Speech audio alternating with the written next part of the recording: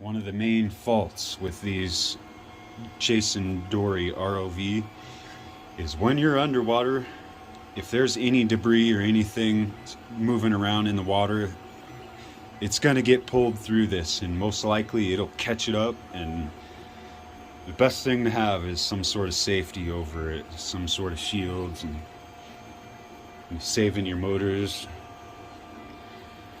When I first got this, I took it out the very first time. I got the motors jammed up 3 different times. That's why I decided to come up with something to do away with that. You got the thrust shields right here, and then the Chasing Dory.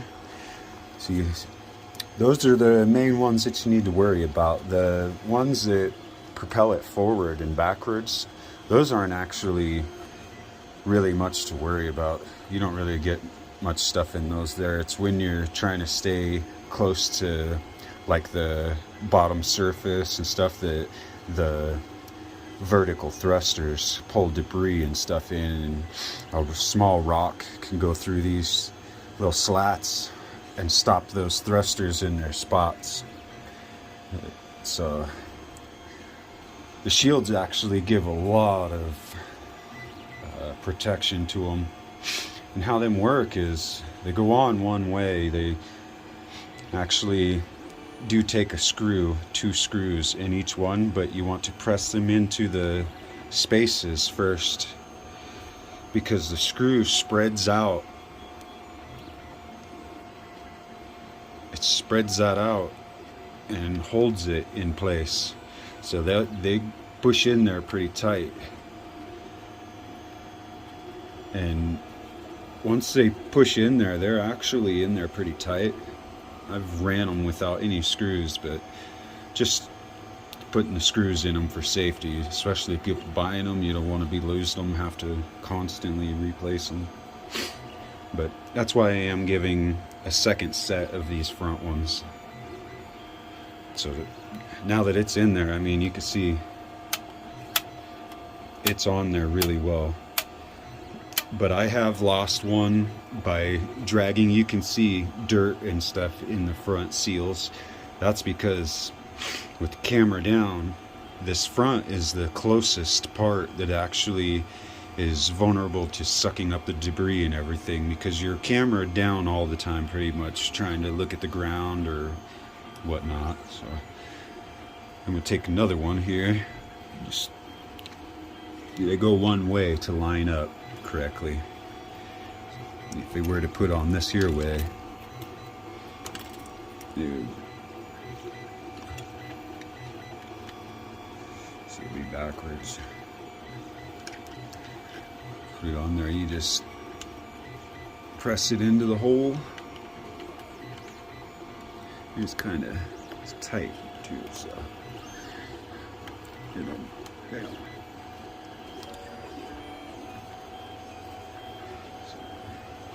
And that actually, you can see, I tried to make the design to where the lines going sideways and stuff were different. That way it just gave it more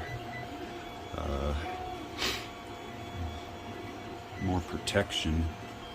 See, them holes, they're pretty small now. It's hard for anything to get through them. I've actually ran this about 6 times for an hour each pretty much. And I've never had to clean the thrusters out since I've had them. They work so good. I'm surprised. The back actually just snaps in the same way. I put an extra little hole on the front right here. That way, if you wanted, you could drill a hole down the center of that and then put a tiny screw in there. But you don't even need it. I've never had any problem with this back one. And I've never even put screws in it. So in the back, you'll just push those 2 posts down into it. And once those are pushed down into it, that one is on there. I mean, I could pry up on the front and they're not coming out. I'll pick up the whole thing by the thruster. See, it's on there. But you can get them out. I mean, you just pry on it. These thrusters have actually came in real handy.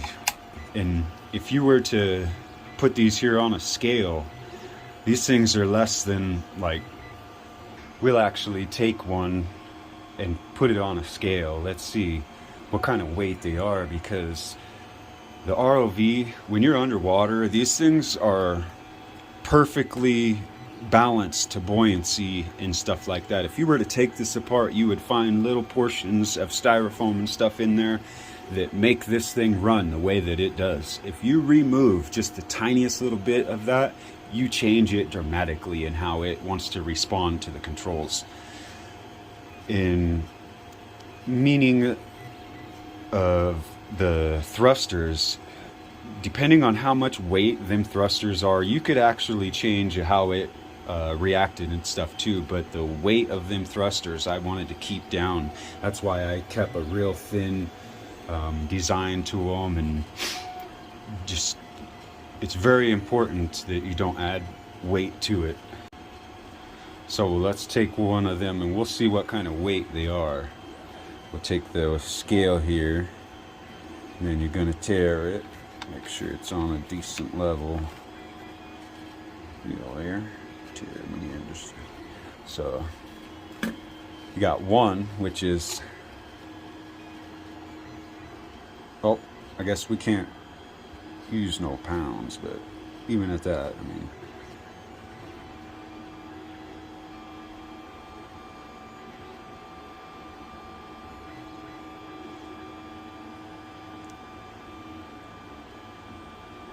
so 2 grams, 3 kilograms.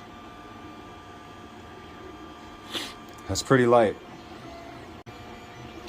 See, now that you got them thrusters in place, I give the little screws to come with them. Those there, you just put in the ends, and they're not gonna feel like they fit well, but it's because when they go in, they actually spread out the inside piece to make it grip. So you start tightening that down. I'm gonna make sure that it's pushed down all the way. See, it's not really pushed down all the way.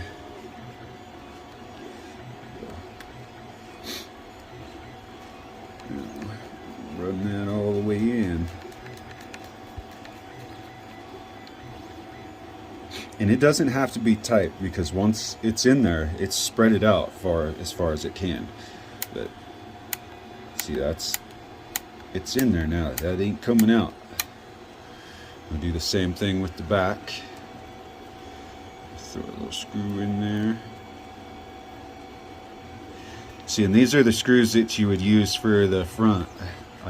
I'll be giving some extras with them there too. So, but if you wanted to put that screw right there, you would need to use one of these that is small enough.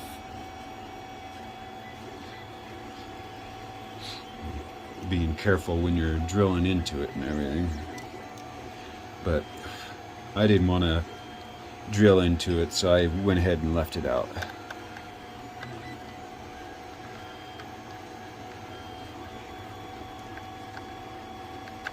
These thrusters, I'm amazed at these thrusters, how they work. I pretty much solved all the vertical thrust problems when I put these here on. I've never had anything get up in them thrusters and block it. They work good. See, now you got them there both tightened on. The back one's good to go.